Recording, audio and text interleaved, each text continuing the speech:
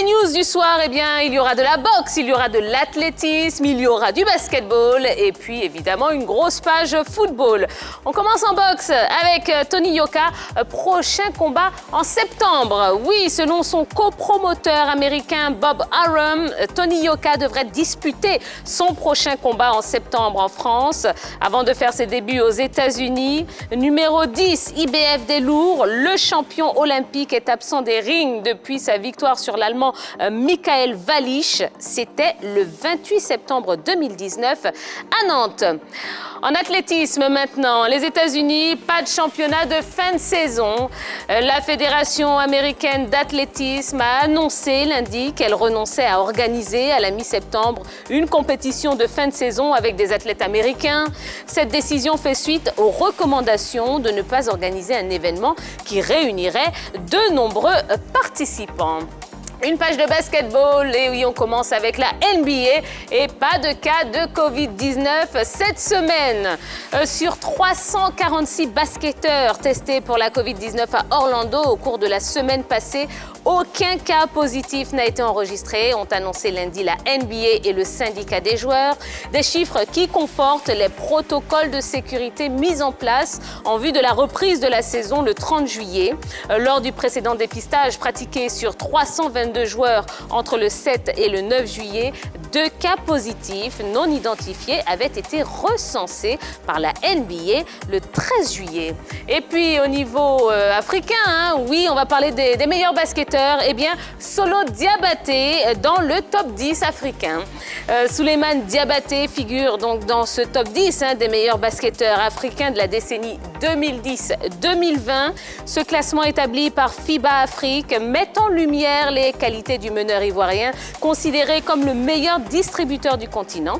Notons que ce top 10 africain a une forte coloration nigériane et angolaise. On va terminer avec notre page football et on commence évidemment avec le Ballon d'Or. Pas de cérémonie cette année. Eh bien pour la première fois depuis 1956, le Ballon d'Or va faire une pause. Après réflexion, il s'avère que toutes les conditions ne sont pas réunies pour décerner le trophée. Cette décision inédite a été prise pour protéger la crédibilité et la légitimité de la distinction. La prestigieuse récompense individuelle fera son retour en 2021. En France, Niko Kovac est le nouveau coach de Monaco. Il a été nommé entraîneur de l'AS Monaco pour une durée de 3 saisons, plus une année optionnelle, a annoncé dimanche soir le club de la Principauté. Ex-international croate, Niko Kovac a entraîné la sélection espoir croate avant de devenir sélectionneur national entre 2013 et 2015. Il a aussi entraîné l'Eintracht Francfort et le Bayern Munich. Et puis en Algérie maintenant, l'USMA interdit de recrutement. Le club de Ligue 1 algérienne de football, l'USM Alger, a annoncé lundi que la FIFA l'a interdit de recrutement pendant les 3 prochains mercatos. Cette sanction fait suite à la non-régularisation de la situation financière de son ex-attaquant congolais, Prince Ibarra. Cependant, le club a décidé de s'acquitter de ce paiement dès le 21 juillet par le biais de la Fédération algérienne de football, ce qui permettra à la FIFA de lever la sanction. Et puis on prend la direction du Burkina Faso pour terminer. Aristide Bansé et les étalons, eh bien c'est terminé. Aristide Bansé a annoncé la fin de sa carrière internationale ce mardi. Présent depuis 2003 en équipe nationale du Burkina Faso, eh bien il totalise 24 buts en 79 sélections. Un parcours qui lui a permis de glaner une médaille d'argent et une médaille de bronze, respectivement pendant les CAN 2013 et 2017. Voilà pour les news du jour. Eh bien, je vous propose tout de suite de retrouver la grande team. Bonsoir, bonsoir tout le monde. Bonsoir Tia. Comment allez-vous? Bonsoir Tia. Bien. Ça a été la journée? C'est bien passé. Oui, impeccable. Ah, il s'est passé beaucoup de choses, on va en parler, évidemment. Henri Jo, vous étiez notre envoyé très, très spécial. Quelque part. Ouais, quelque part, et ce sera un petit peu plus tard dans l'émission. Alors, Yellow, oui. On commence avec vous.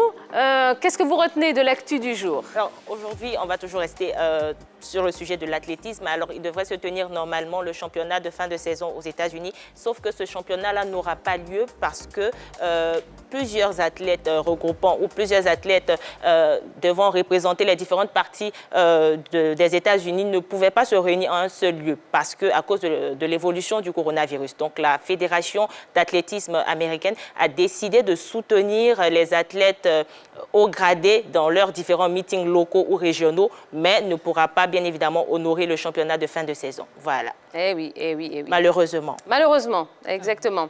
Ballot, Oui, Tia. c'est la boxe. Hein? Oui, évidemment, la boxe, c'est un événement magnifique. C'est le retour de Tony Yoka après 1 an d'absence sur les rings. Eh bien, ça faisait date pour les passionnés de boxe. Eh bien, Tony Yoka revient donc le champion olympique. Il faut dire que Tony Yoka est un boxeur exceptionnel. En chiffres, ça donne tout simplement des chiffres qui donnent le tournis. 7 combats en professionnel, 7 victoires, 6 par KO. C'est un véritable spectacle qui attend donc les passionnés de boxe. En amateur, c'est 72 matchs, 60 victoires et 12 défaites. Donc clairement, on va se régaler en septembre prochain avec le combat de Tony Yoka. Et oui, et on sera là pour vivre ça ou pour vous faire vivre ça. Hein.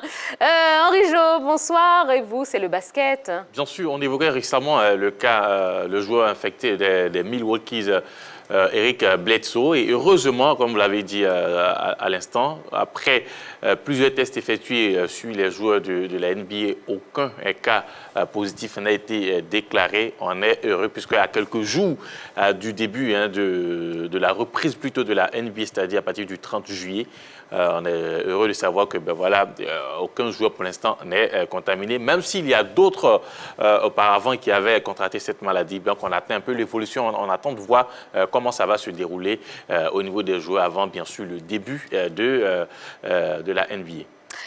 Merci beaucoup. Et Roger Stéphane, je sais que je vous ai brisé le cœur avec cette news concernant Aristide Bansé. Oui, effectivement, effectivement, ça fait très mal de voir qu'Aristide Bansé arrête avec les étalons du Burkina Faso. Ouais. Eh bien, l'aventure a duré depuis le 26 mars 2005. C'était face à l'équipe du Cap-Vert.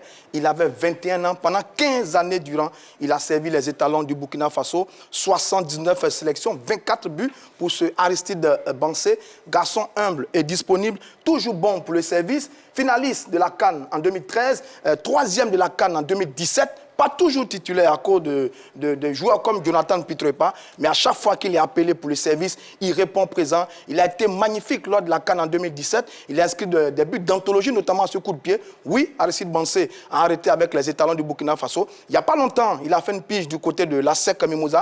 Ouais. Il avait été très bon durant une saison. Il avait apporté un petit plus au niveau de notre football local avec sa présence. Oui, le grand Bansé ne jouera plus avec les étalons du Burkina Faso. On ne le verra plus dans les éliminatoires, on ne le verra plus pour la CAN de façon officielle, mais on pourra le voir encore avec l'équipe de Oroya de Guinée où il officie depuis quelques mois. Eh bien, le grand Bansé ne jouera plus avec les étalons du Burkina Faso. Bon, malheureusement, il ne jouera plus avec les étalons. Et à cet effet, il a laissé un mot sur sa page Facebook où il disait « J'ai eu l'honneur d'être reçu par son Excellence M. Roch Marc Christian Kaboré, président du Faso.